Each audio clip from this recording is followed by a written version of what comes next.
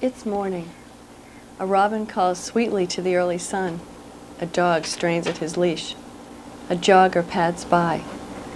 Couples stroll arm in arm and pause to enjoy a vista, and then seek shelter in an airy summer house. A sea breeze enervates the body and refreshes the spirit, while youngsters frolic on craggy rocks and among ancient oaks. The sparkling sea plays host to a fleet of sailboats, and a swan floats by. Of course, I'm speaking about Larchmont's Manor Park. My name is Susan Spencer-Malola, and I'm president of the Larchmont Historical Society. I would like to welcome you back to the I Know a Village series. Today, our host, Mary O'Connell, will explore Manor Park with some very special guests.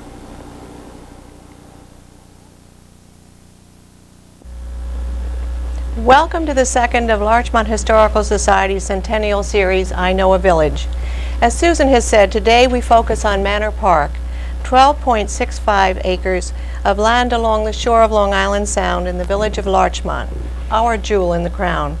Few residents know the village, and in particular Manor Park, as well as our first panelist, Bruce Allen, who has lived in the Larchmont on and off for 63 years.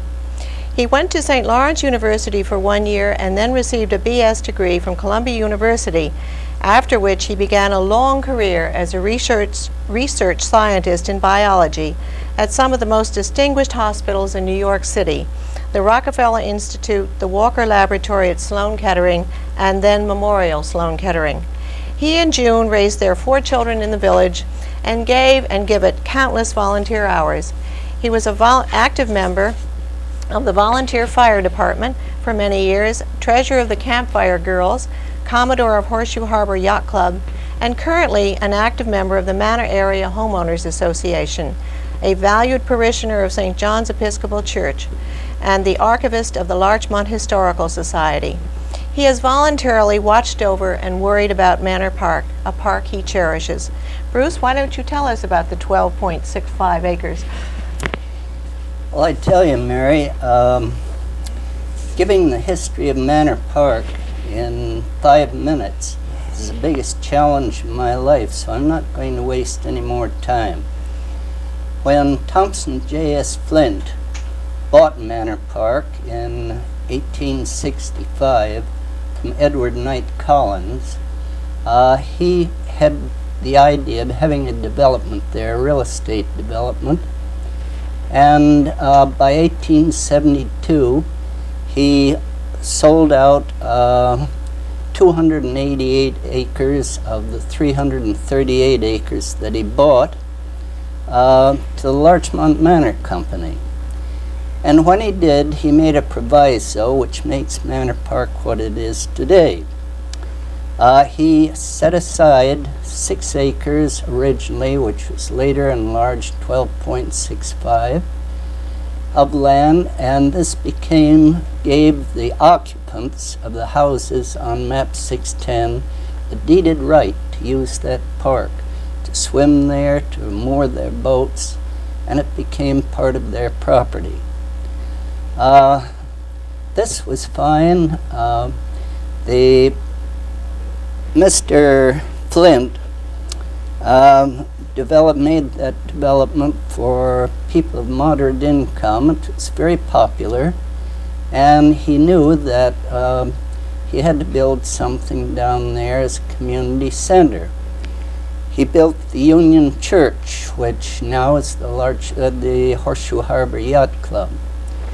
And that became a weekly affair, but church is 1 day a week, and the other 6 it was used for social events.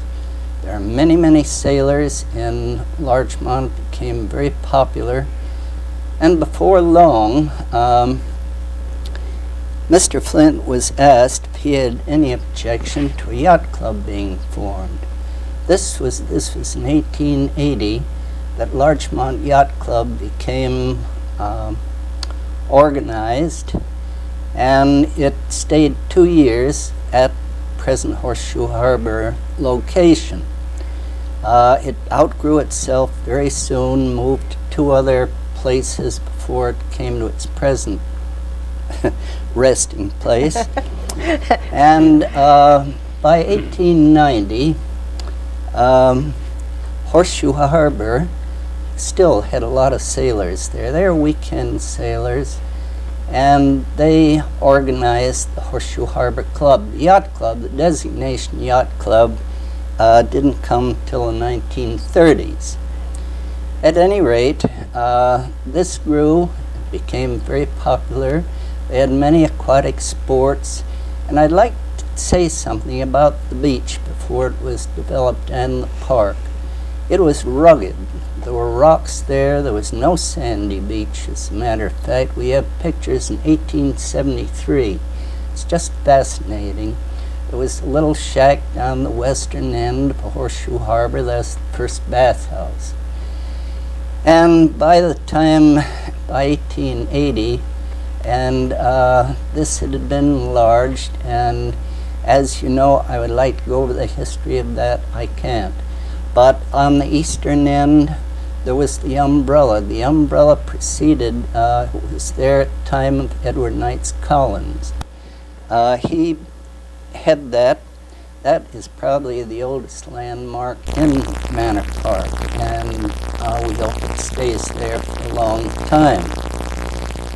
Manor Park grew, and during the Depression, it still grew. By 1940s, the beach, which now had become developed, it brought in sand. All the sand that's on Manor beaches was brought in the early times by a sand barge, and it was dumped, and horses drew a plow and straightened it out.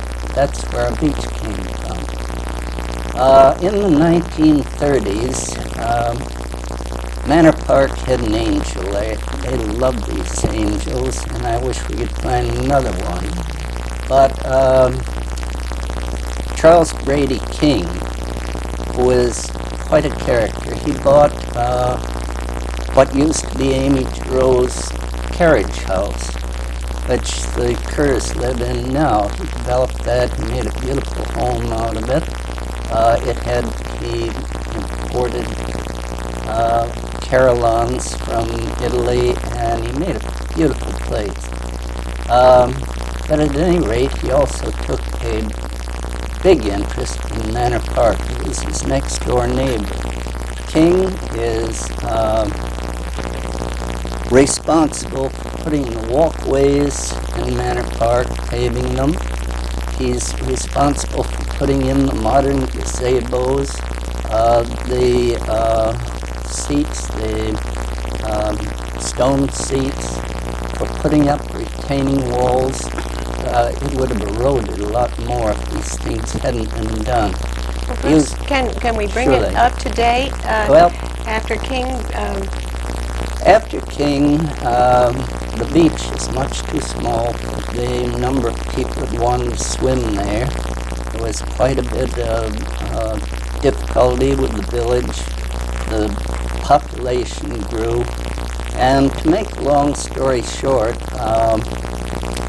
and it is a long story and a fascinating one, Manor Park has retained its ecological purity. It's a gorgeous strip that's going to take a lot of tender, loving care both now and for the years to come. And I hope that we have sense enough to do just that. Thank you. Well, since you mentioned Umbrella Point, our next panelist, I can introduce by saying I think the only day in 25 years that Marge Picone found herself with nothing to do for 20 minutes must have been the day that she was asked by Mayor Miriam Kernan to co-chair with Nan Forger the Larchmont Centennial celebration this year. Over that 25-year period, she and Dante and their 8 children built several houses in the village, most notably the Manor House. A former member of the New Rochelle Hospital League for Service, the Westchester Lighthouse for the Blind, a village trustee for 4 years, and currently an active member of the Beautification Committee, she is manager of the Henri Breton French Antiques in Greenwich. I should ask her to speak about time management, but instead, Marge, why don't you begin by talking about the poster in back of us? Oh, thanks, Mary. That's very nice. Let me say that this was one of the most wonderful things that I took part in, and I enjoyed every minute of it.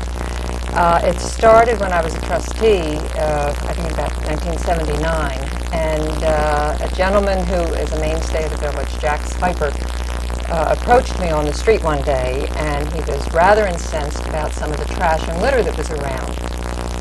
And he really took me aback, and I quickly scurried and got great support from the Department of Public Works. They went and cleaned up the spot.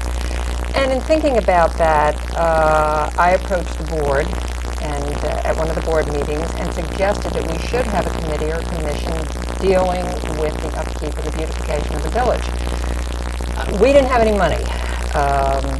Our village being what it is and our tight budget, even then, we had to be careful. I suggested a poster or some kind of a competition to raise funds, and the board agreed and we started. I have to give a great deal of credit to Phyllis Schoenberger, Sue Gawler, and Al Scully, because they guided me through this whole thing, and we decided that we would have a competition based on I Know a Village, which is a poem by Phyllis McGinley, a former resident. I contacted the McGinley family, and they were very generous and said that we could use it without any cost or anything like that. So that was very nice. We sent it out to all the artists and asked them to do a poster and had the competition. We had the villagers vote. It was shown in 2 different areas in the village.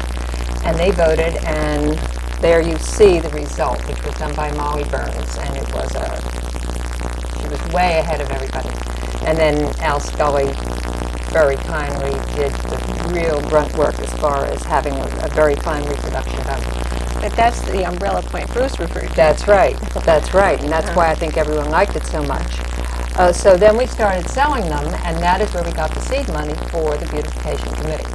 I kind of chaired it for that first year while I was still a trustee, and then Dorothy Hegney and she'll kill me. Dee Dee Bucket, I'm sorry. Dee Dee Bucket co-chaired, and we really got off to a great start and have basically the same committee that we had then, which is 10 to 12 women. And it basically is self-sustaining. The village matches some of our funds, but we've done a great many things since, giving the awards to a village or some aspect of the community on either side of the village every month, and they receive a poster and a ribbon. And we've since had the gazebo constructed in Constitution Park. We started out with putting the different benches all around town and the planters, so I think that has added a great deal. And they are just a wonderful, hard-working organization. They work with everybody and do everything they can. Is this poster still available? Is it? Yes, it is. We do have some available, and there are T-shirts available, and they're usually sold on the umbrella days. Then also Village Hall, I believe, has some of the posters still. So some of our viewers can still obtain them if they would like them. Right. We sold quite a few at Earth Day last year up at the reservoir, and they're very popular. Every college kid who ever lived in Larchmont has one in his dorm room. Well, he should. Well, Marge, since you lived in the Manor House, is there a passageway down to the Sound? Or not? That was the biggest story of when we moved there. Did you lose any children down there? No, but we had a lot of fun with it, and our girls were just in their early teens at the time, so besides our 4 boys, there were lots of other young fellows around all the time, and that was the thing to do, was to go down the basement and see if they could find the hole. There had been an excavation, which I think some of the Conley boys had started in one spot, and but it led to naught. But one day, 2 of our children came tearing up from the basement, and their eyes were big as saucers, and they had their hands behind their backs. And they said, guess what? And I said, what? And they said, look what we found. And they pulled out these 2 bone segments, and they were quite large, and the kids were petrified. They didn't know what they had found. They thought they were skulls or part of a skeleton, because there was also a cell down there, and where evidently at one time there was slave trading, and someone who lived there used to bring people in and keep them in the bottom of the basement. We think it was parts of a cow, but it was great for show and tell. They took it to show and tell, and that lasted Made up a year or marvelous story. so. Right, it really was great fun. And it was a wonderful, wonderful house to live in. It just, it was so warm, and I think of the first time I met Mad Connolly after she moved away from the Manor house, and I said, would you like to come back for a visit? Yes. And she said, no, she said, I can't, I'm not ready yet. And she said, how do you like it? And I said, I love it. I said, every morning when I walk down the steps, I just have such a warm, comfortable feeling. And she said, that house wraps its arms around you. And it's very true. It has some of those beautiful stained glass panels in the front door. Yes, they were done in France, I believe in the late, or the mid to late 1800s, and brought over for the house. And the wallpaper that had been on it was murals, and that was the paper from about the late 1800s. Yes. But segments were missing. That eventually went away with Yes. the flesh. Yes. Today. Well, thank you very much, Marge. We're going to be right back.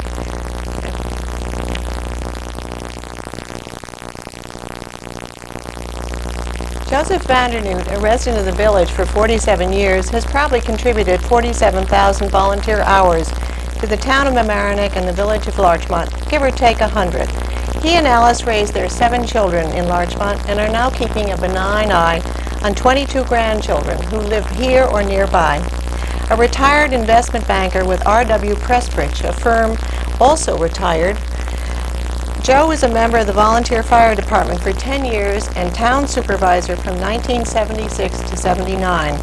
He is presently a board member of the Larchmont Aid Society, the Westchester Association for Retarded Citizens, and the Youth Shelter in Mount Vernon. St. Augustine's Church has benefited greatly from his advice and volunteer work for the 47 years he's been a parishioner. A member of the Larchmont Manor Park Society since 1960, he has served as president of the society since 1987. Joe, I don't know if one of your Dutch forebears set foot on Manhattan Island with Peter Minuit, but it was a fortunate day for the village when you set foot on our shores. Would you talk about the Manor Park Society? I certainly would be very happy to, and I also would like to mention that we also have a great-grandchild. Oh. But getting back to Bruce's beginning of Manor Park, I have a map here in 1873, and there are many things that are very interesting, but one of the most interesting is the fact that the present site of Fountain Square was known as Flint Park when this map was drawn, and that it's bounded by Park Place, which of course is now Maple Avenue, and Maple Avenue on this map is up here where Grove Avenue is. But Bruce talked about the park, and I'd like to talk about the fact that the park was there and the fact that someone had to look after it led to the formation of the Larchmont Manor Park Society. The Park Society was conceived in 1891 and actually created in 92, and the Manor Company deeded the park to the Larchmont Manor Park Society for a munificent sum of $1. And it is, and it always has been, the duty of the trustees of the Larchmont Manor Park Society to see that the park is properly maintained. And another very interesting name, along with Thompson Flint, who thank God had the foresight to set this property apart, is Charles Murray, who was instrumental in bringing the first water to Larchmont and the first electricity. He was also the first president of the Larchmont Manor Park Society. In maintaining the park, we have, in recent years, gotten a lot of assistance from the Historical Society, mainly through Bruce's efforts. And those gazebos he talked about that were erected in 1933 were recently refurbished through a fundraising effort of Bruce's and put them back in shape. And also, that Umbrella Point that we're all so proud of has been devastated several times, and just recently through the efforts, or through the fact that Bruce wrote an article in the paper, a local lady by the name of Leah Bacala came by and offered to pay for its repair, so that we have very many friends that we hope to make have a tin cup out right here. Well, And you, well, the tin cup is going to get much bigger because the tin cup is not going to hold what we're going to need in the years to come. We are celebrating our centennial, 100 years of existence next year, and one of the main features is going to be a ball, and we're going to hold the ball in Fountain Square on the 10th. And we all ask you to pray for good weather, and I think it's the 25th of July of 1992. But also a function of that ball will be the things that go along with the ball, which will be a massive fundraising effort, not only from our local people who we are running so very frequently, but the many people who grew up here, lived here for many years, and still love the park. And we recently have had some success in getting contributions from this type of person, and we certainly hope that when this 100th anniversary comes around, that we can increase that considerably. would you describe who can use the park and the beach? Well, Because you enlarged but the... one of the biggest, well, let me talk about the beach about now. Yeah. We had our major or largest use of the beach some years ago when we accommodated 785 families. And at that time, in order to do that, we had permitted 3 families to use the house, along with the single family and the 2 in a house. Well, when you just come down and hang out your individual clothes, and you don't have you can't leave them, you got to take them home. From that peak, we came down drastically for 2 reasons. One was the opening of the Hummus Pool, and the second was the fact that we weren't very good business people as trustees of the park, and we went for many years without changing the admission prices. And this one year, we realized that we had to make a sort of drastic increase. And I have a few letters at home that should have been written on asbestos paper at that time. And it did bring down the attendance, and it kept coming down to the point where we cut down around 400. Another contributing factor a couple of years ago was the fact that, as you all know, the pollution of the sound got to be rather serious, and an awful lot of people would not use Long Island Sound. Of course, many of our whole large families, 14 and 11, a small family of 7, the children were growing up. And I see a trend currently when I see all of these strollers being pushed around, and I think that they're turning the corner. And I think we're going to see some larger families and hopefully greater usage of the beach by not only 610s but village people. But you opened it up to the 10538. I was just about to say, in order to be able to keep going, 3 years ago we opened it up to the Larchmont Postal Zone, and we have had an excellent response from the Postal Zone. And our attendance has turned around. We are now increasing. We went way up last year, and this year we're up even further. And the beach hasn't opened yet. We certainly hope that we can keep a viable entity going down there, and in the years to come, more of our local people using it. Well, it's a great responsibility to be responsible for that park and facility. Well, it certainly is, and of course I'm fortunate to have many trustees who are vitally interested. We're fortunate to have a fellow like Bruce, who is our guardian angel, and certainly not only does things by word, but also by deed. And it's very interesting that our newest trustee and our youngest trustee is the grandson of the man who built the first bathhouse, Billy Morley's grandfather. Built the bathhouse, and Billy is in charge of our centennial celebration, and I think that a lot of his friends are going to be impoverished between now and 1992 because Billy really Well, mark the date and pray for sun. Our next panelist is Ralph Santaliquido, who's a familiar figure in the village since 1956. Ralph is a retired detective of the Larchmont Village Police Department.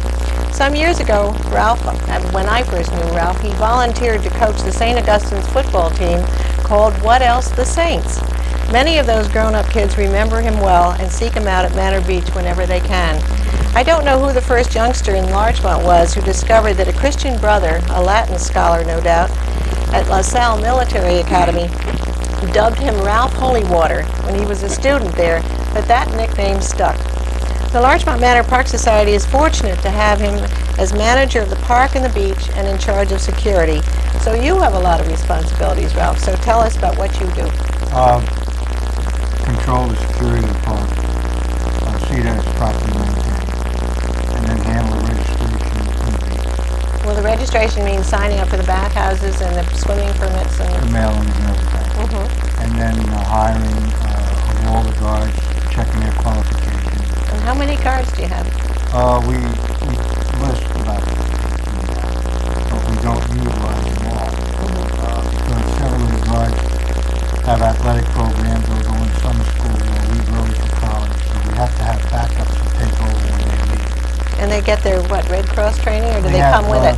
Well, in the beginning it was simple lifeguard training. Now it's up to lifeguarding, and they have to take an in-depth course. It's not as simple as it used to be. And they have to have CPR, first aid. All the certificates must be updated. They must be available to the Board of Health. They must be ready for inspection. They also have to learn French. We have so many French families.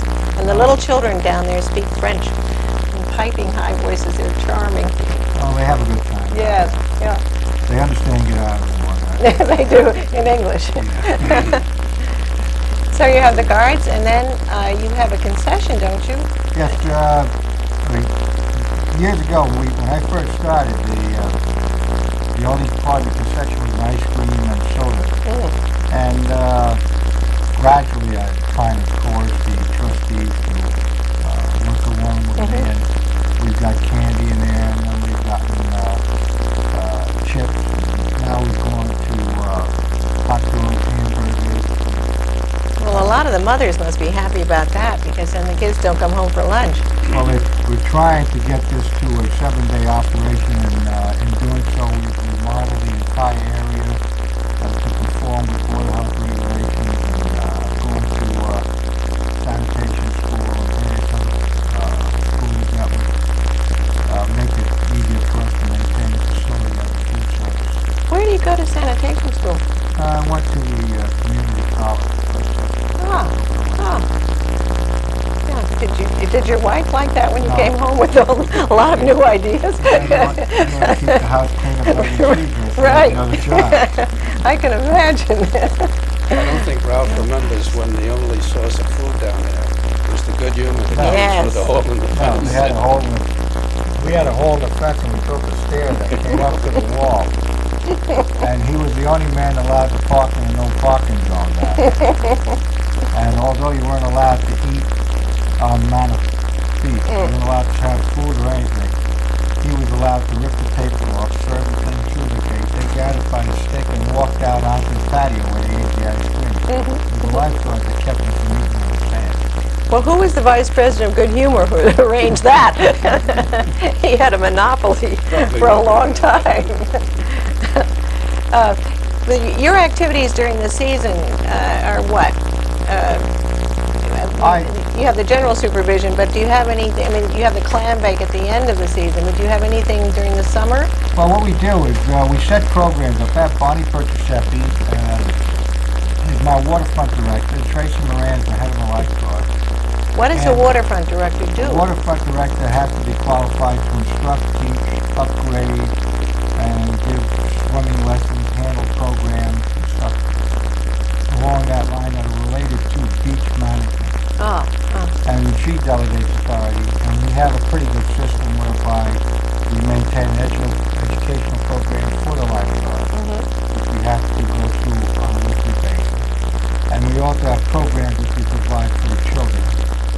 And we have, on certain days, we may have races or something. I think we ought to mention that when Joe talked about the pollution of the Sound, I think about 3 or 4 years ago, many of us who swam in the Sound all of our lives were a little leery of it, but last year it was very clean, wasn't it? Yeah, we weren't closed once last year as the Rutherford Board of Health, but I did close it 3 times because of the Algae? turning of the tide, the Yeah. red tide, brown Yeah. tide.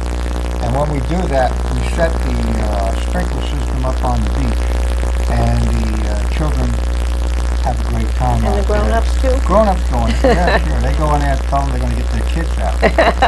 Did you want to say something, Bruce?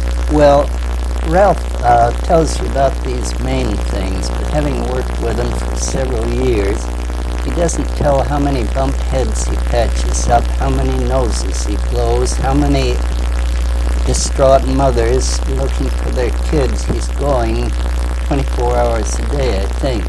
He's been down there at 3 o'clock in the morning to check up on the guards. And I would say offhand that we'd have one heck of a job finding somebody like Ralph to manage that park. How many guards do you have? I won't tell you. Okay, all right. That's classified. Another thing I would like to say is, you know, you talk about people who love the park. Carl Olson, who used to live here for a number of years, Oh, he was yes. an amateur artist. I saw Carl and his wife Jean, and there he was taking pictures one summer day, and we invited them up to the house, told him I was trying to raise money for the park. He sent us 2 of the most beautiful paintings to sell for what we could. This is an example. I also got a letter yesterday from a girl who, 3 pages long, single-spaced, about her love for Manor Park. I hope that's published. But I think we've got to hear these things and see them to realize what a good that is. Did you and June do a little courting in Manor Park? Yes, we did. I saw an early picture of you two in Manor Park. Not after 10. No comment. I thought you had. Ralph, do you want to say something more about what you're responsible for? I didn't know whether you had covered all that you wanted to. Well, seeing that everything is placed in order for the opening of the current beach season, as it is every year. And then I also have to see that it's secured at the end of the season. And I keep up on regulations that may change. We had to do a book on how we handle the park for the Board of Health, their inspection. We have to keep a log. And all these procedures are updated, upgraded, and they're prepared so that there's a smooth flow from season to season without any rough. The job that used to be a seasonal job is no Has longer grown, a seasonal job. What would you tell our viewers who have small children? How could they help you keep their children in line? Oh. Try to stay out of the park at 10 o'clock. Don't take any crayons or markers in the park with you. Just remember, when you walk in a park, it's clean, it's beautiful. If you take something in a park and drop it there, it's ugly for the next person that comes in. So, I mean, it's the reason why we don't have garbage cans. We don't have anything in that park other than passive. You come there to see its beauty, you come there to enjoy it, and then leave it that way for the next person that comes in. How many people use the park in a year? Would you have any ideas? The strollers and the swimmers and the... Much too many. I have no idea what the number is. But I have an interesting little anecdote, I think, talking about strict regulations. The first day I went to that beach, I had my three little girls. The little boy was home, he was only a couple of months old. And I was thrown on the beach. I didn't have a towel. I think that regulation went out the following year, 1940. The beach itself is strict to a degree. I've eased up a lot of things. Certain days we can eat. We have certain, like Manor Beach Day or July 4th or any one of the holidays. Okay, we break the rules. It's okay, eat on the beach, play games, enjoy yourself, run around, have a great time. It kind of takes that edge off. Well, we can't do this, we can't do that, we can't do that. And the final beach day, which is clam well, bake? actually, it's not a beach day, it's the clam bake. Yeah. When everybody comes down here, it was such a success last year that we ran out of everything. We didn't have anything. I'm lucky I had No kept- good humor man was nearby. Well, no, he was gone. I had kept a few steaks from a previous outing and a few things that I hadn't let loose right now, just in case. And sure enough, it broke. Everything was gone, so we started cooking steak. And people who had nothing to eat all of a sudden got steak. So the last shall be first. They lucked in to that. Is there anything you'd like to add, Bruce? There's nothing like putting in a plug. Just written a pamphlet on the history of Manor Park, which is available at the archives. I couldn't say a tenth of the history. Anybody that lives in Larchmont ought to catch up on it. So. Well, I think what would be wonderful is if a lot of our viewers would visit the archives and see what your collection is, because it's a fine collection. And why don't you tell us where the archives are located? Well, we're in the town center. It used to be the old central school next to the high school up in the hill. We're on the 3rd floor, room 304. We're there Monday, Tuesday, and Friday from 1 to 3. And we do open on special occasions. I have a lot of children. I have one now that evidently Murray Avenue is doing the Palmer family. And little voices say, would you send me a resume of the Palmer family? I'm supposed to do their homework for them. I won't do that, but other than... You're smarter than that. Yeah. Well, thank you very much for taking part in this discussion this afternoon. It's been wonderful. And I'm sorry that we can't go on at greater length, but I thank you all. Joe Vandernew, Ralph Santaliquido, and Bruce Allen.